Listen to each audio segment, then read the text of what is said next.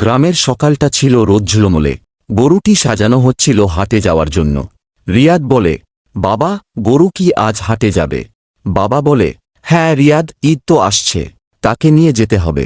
রিয়াদ ধীরে ধীরে গরুর কাছে গিয়ে মাথায় হাত রাখে। তোমাকে অনেক মিস করব। ঈদের হাটে ছিল মানুষের ভিড় আর গরুর মেলা।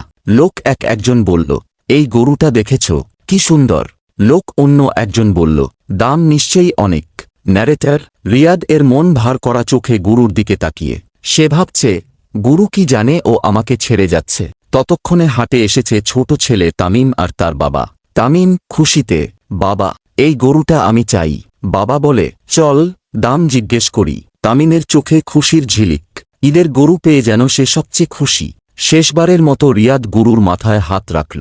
রিয়াদ তামিমকে বলে, তুমি কি গরুর যত্ন নেবে? তামিম হেসে বলে, অবশ্যই, ও তো এখন আমার বন্ধু। তামিমের বাবার টাকা দিয়ে গরু নিয়ে নিল। গরুর শুরু করল নতুন এক যাত্রা। সূর্য ডুবে যাচ্ছে। তামিম গরুকে পানি দিচ্ছে, খাওয়াচ্ছে আর মাথায় হাত বুলিয়ে দিচ্ছে।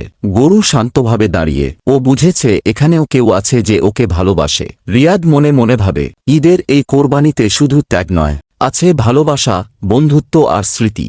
If you like this video, please subscribe and hit the bell icon for the next video.